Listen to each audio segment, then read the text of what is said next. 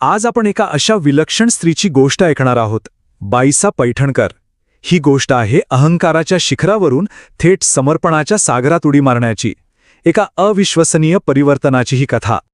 पण ही गोष्ट सुरू करण्याआधी आपण जरा थांबूया आणि विचार करूया, निस्सीम भक्ती म्हणजे नेमकं काय असतं. खरंच शक्य आहे का की कुणी स्वतःला पूर्णपणे विसरून आपलं सर्वस्व देवावर अर्पण करू शकेल? बाईसांची ही कथा आपल्याला याच प्रश्नाच्या अगदी मुळाशी घेऊन जाणार आहे. तर मग सुरुवात करूया या कथेच्या मुख्य पात्रापासून. नागूबाई. ठिकाण आहे पवित्र नगरी पैठण, गोदावरीचा काठ. आणि तिथेच भोगनारायण मंदिराजवळ एका गुंफेत त्या राहायच्या.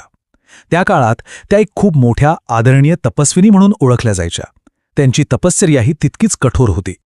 त्यांचा हा आध्यात्मिक प्रवास तसा खूप लहानपणीच सुरू झाला होता. बालविधवा झाल्यानंतर त्यांनी सांसारिक जीवनाचा त्याग केला आणि स्वतःला पूर्णपणे साधनेसाठी वाहून घेतलं.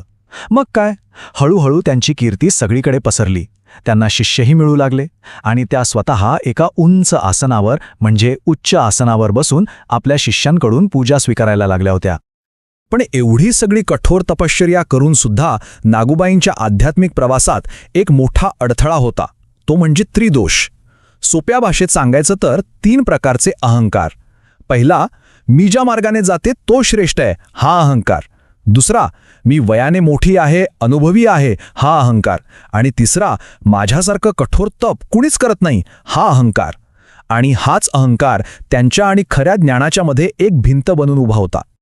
आणि मग एक दिवस त्यांच्या आयुष्यात एक अशी घटना घडली ज्याने सगळं काही बदलून टाकलं. बोनूबाया नावाच्या काही स्त्रिया त्यांच्याकडे आल्या आणि त्यांनी एका अत्यंत गूढ, सुंदर आणि तेजस्वी अशा सत्पुरुषाबद्दल म्हणजेच स्वामींबद्दल सांगितलं.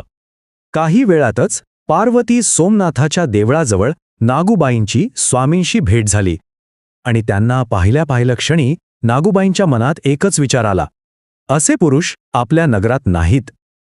त्यांच्या अद्वितीय आध्यात्मिक तेजाने त्या खूपच प्रभावित झाल्या होत्या. नागूबाईंनी स्वामींना आपल्या गुंफेत येण्याचं आमंत्रण दिलं. पण गंमत बघा, ज्या स्वतः उच्चासनावर बसायच्या त्याच नागूबाईंनी स्वामींना बसायला काय दिलं तर एक साधं पाय पुसणं आणि जेवायला भोपळ्याच्या करवंटीत पाणी भात. म्हणजे यात त्यांच्या स्वतःच्या स्थानाचा अहंकार आणि स्वामींना दिलेली वागणूक यातला फरक अगदी स्पष्ट दिसतो. 2 दिवस असेच निघून गेले. तिसऱ्या दिवशी नागूबाई आपल्या नेहमीच्या सवयीप्रमाणे त्या उंच आसनावर बसून शिष्यांकडून पूजा अर्चा स्वीकारत होत्या. आणि स्वामी ते शांतपणे एका कोपऱ्यात त्याच पायी पुसण्यावर बसले होते. आणि हाच होता त्या कथेचा निर्णायक क्षण. आणि तेव्हा स्वामींनी नागूबाईंकडे फक्त एकदा पाहिलं, एक साधा पण अत्यंत शक्तिशाली असा दृष्टिक्षेप. आता प्रश्न पडतो की त्या एका नजरेत असं काय होतं? त्यालाच प्रेमशक्तीचा संचार असं म्हटलं गेले आहे. म्हणजे स्वामींच्या त्या एका कृपादृष्टीने त्यांच्यातली दैवी प्रेमशक्ती थेट नागूबाईंच्या हृदयात संक्रमित झाली आणि त्यांच्या वर्षानुवर्षांच्या अहंकाराचा क्षणात चुराळा झाला.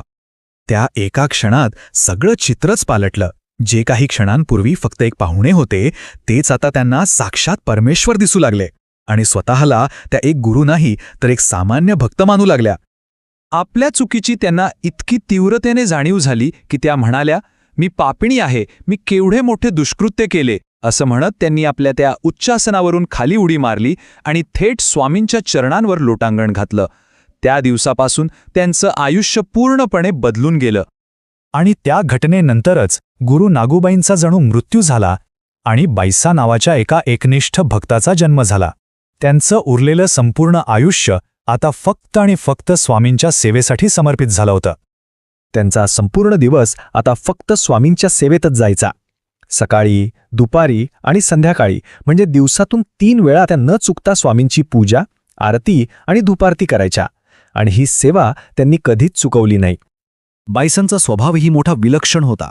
एकीकडे त्या कमालीच्या कडक शिस्तीच्या तर दुसरीकडे त्यांचं हृदय एखाद्या प्रेमळ आईसारखं. त्या शिष्य पद्मनाभीसाठी स्वामींकडे मध्यस्थी करतात तर शिष्य साधेची शिक्षा स्वतः भोगतात. त्या थोड्या भोळ्याही होत्या पण त्यांची करुणा मात्र अथांग होती. आता आपण त्यांच्या भक्तीच्या गाभ्याकडे वळूया. बाईसानी स्वामी यांचं नातं इतकं अतूट कसं झालं याचं उत्तर मिळतं स्वामींनीच दिलेल्या एका दृष्टांतात. स्वामींनी मासळीचा दृष्टांत सांगितला होता. ते म्हणाले, बघा, जसा मासा पाण्याशिवाय जगूच शकत नाही तसंच खरा भक्त देवाशिवाय एक क्षणही जिवंत राहू शकत नाही. जर देवाने आपला देह सोडला तर भक्तही तात्काळ आपला देह सोडून देतो.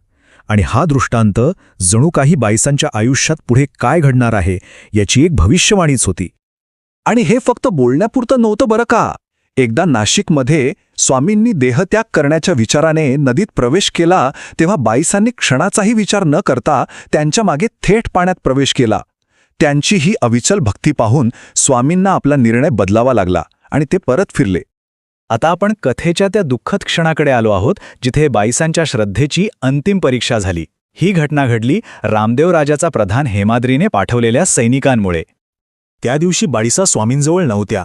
त्या काही कामानिमित्त पैठणला गेल्या होत्या आणि बाजारातून नावेत बसून गंगा नदी ओलांडून परत येत असतानाच वाटेत त्यांना हेमाद्रीचे पराभूत सैनिक भेटले.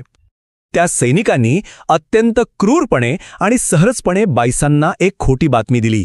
ते म्हणाले, आम्ही स्वामीचा वध केला आहे. ही बातमी ऐकताच बाईसांनी एक क्षणही विचार केला नाही. त्यांच्या मनात कोणतीही शंका आली नाही. त्यांची प्रतिक्रिया तात्काळ होती, फक्त एकच. एका क्षणाचाही कसलाही विचार न करता बाईसांनी थेट गंगेच्या त्या खळाळत्या प्रवाहात स्वतःला झोकून दिलं. स्वामींनी सांगितलेला तो मासळीचा दृष्टांत तो खरा ठरला. आपला देव आता या जगात नाही हे ऐकल्यानंतर त्या एक क्षणही जगू इच्छित नव्हत्या. म्हणतात की नावाड्याने त्यांना वाचवण्यासाठी लगेच उडी मारली, पण त्या पुन्हा कधीच सापडल्या नाहीत. आणि इथेच बाईसांची ही गोष्ट संपते. पण आपल्या मनात एक मोठा प्रश्न सोडून जाते. त्यांचं हे कृत्य एक दुःखद शेवट मानायचा की श्रद्धेचा आणि निस्सीम भक्तीचा तो सर्वोच्च आविष्कार होता? यावर नक्कीच विचार करण्यासारखा आहे.